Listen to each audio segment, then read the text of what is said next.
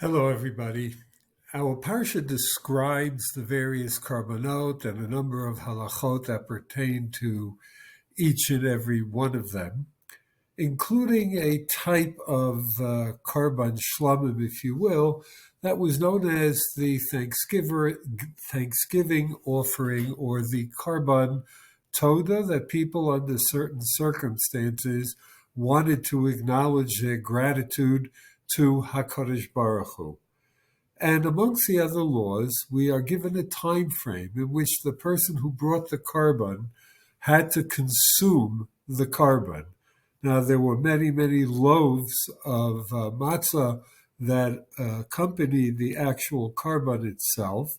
And nonetheless, the Torah tells us, Uvisar zevach todat shlamav b'yom karbano ye'achel, the karban itself had to be eaten on the very day that it had been brought. Lo yaniach mimenu ad boker. You were not allowed to leave it over until morning.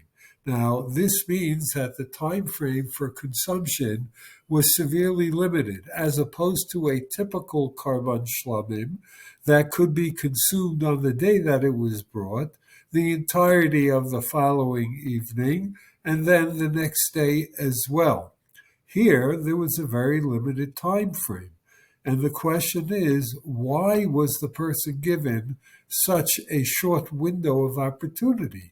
It could very well be that he's coming to bring the karban towards the end of the day, in which case, how is he supposed to consume everything that went into the bringing of the karban?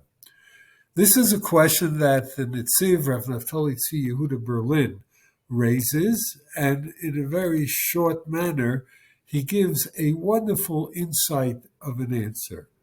And he says, you're right. The person couldn't do it by himself.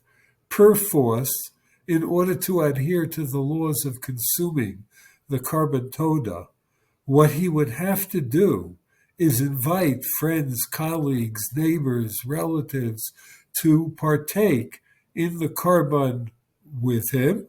After all, the karban was eaten throughout Yerushalayim, thereby spreading the sense of gratitude that the individual felt with all of these people who were attendant to partaking in the karban toda.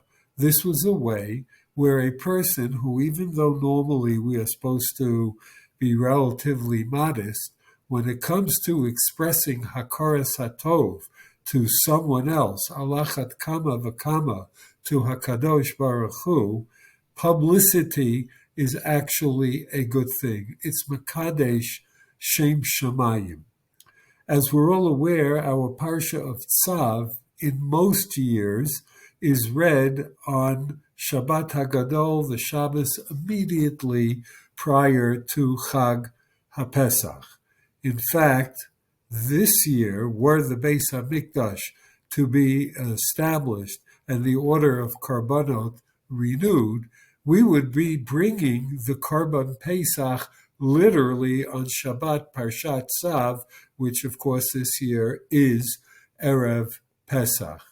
The karban Pesach was also a type of shlamim, and it too had a much shorter window of opportunity for consumption of the karban, only being able to partake of it on the night of Pesach itself. By morning, one could no longer eat of the karban Pesach. And this too is because, in reality, the karban Pesach served as a kind of national karban toda, a thanksgiving to HaKadosh Baruch Hu as he took us out of Mitzrayim, freeing us from Avdut and Sivlut into a sense of cherut and independence. All of us, collectively and individually, even with disappointments that certainly we as a people have suffered over the past year and a half, nonetheless, there are many things that each and every one of us could be thankful to HaKadosh Baruch Hu for, if only we open our eyes. And it's a mitzvah not only to acknowledge it personally by ourselves, but to share this sense of acknowledgement and gratitude and thanksgiving to the Almighty Himself. And so this becomes another link, if you will, between Chag HaPesach and the Korban Pesach that was slaughtered Erev Chag and eaten on the first night of Chag, and the Korban Toda that is delineated in Parshat Tsav that is ordinarily read on the Shabbat preceding Chag HaPesach. Shabbat Shalom, v'Chag Kasher v'Sameach.